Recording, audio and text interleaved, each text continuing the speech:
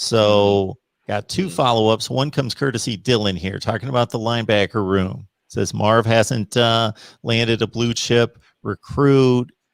Maybe time to promote Randy Shannon. Your thought about linebacker in particular and the statement there?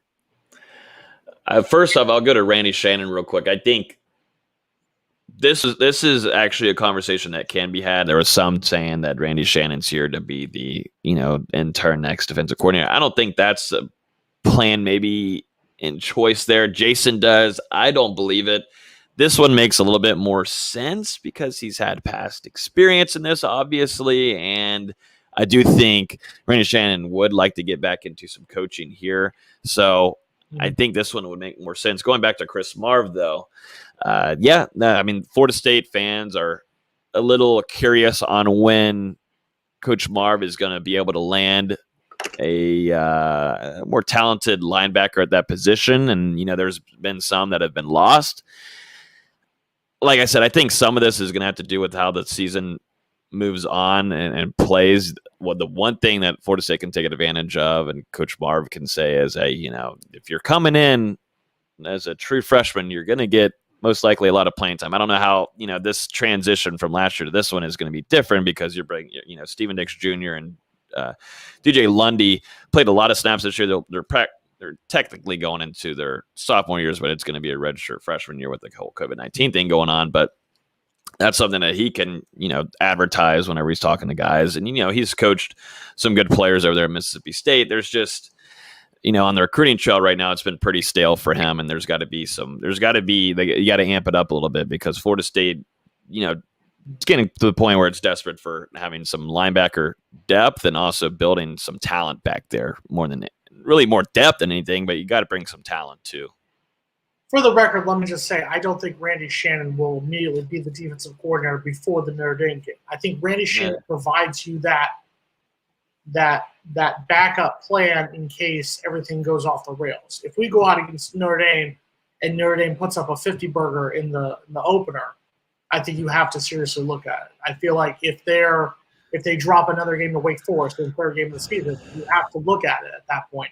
And Randy Shannon provides you that solid person who also has experience as a defensive coordinator, Logan. He was kind of the defensive coordinator on that 0-1 Miami team that was the second best college football team ever.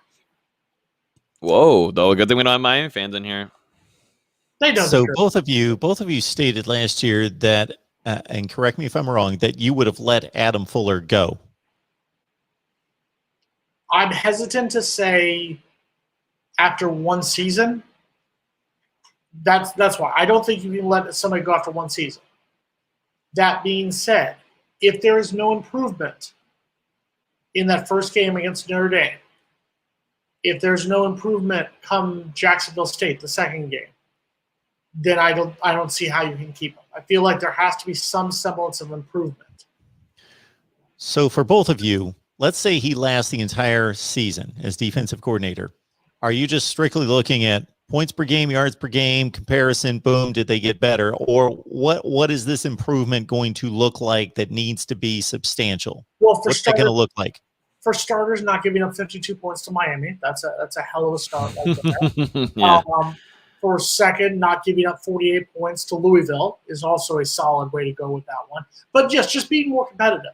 Like I said, if you go out and you're telling me, let's say 34-24 is the final score against Notre Dame. Yeah, 34 is a lot of points, but let's say one of them is a defensive touchdown for Notre Dame or something like that. I want to see better play. And I get it against Notre Dame, I get it against Clemson, I get it against Miami. It's the giving up a lot of points to inferior teams, the Louisvilles, the Pitts, the losing to Georgia Tech, stuff like that. That's what I need to see better play against. Yeah. I saw in the comments in here too, it's a respectable comment. This is from Kilo Young saying, so you want Marv fired because he hasn't got a kid to commit to a 3-6 squad. Well, obviously that doesn't help one bit. Thank you so much for that one.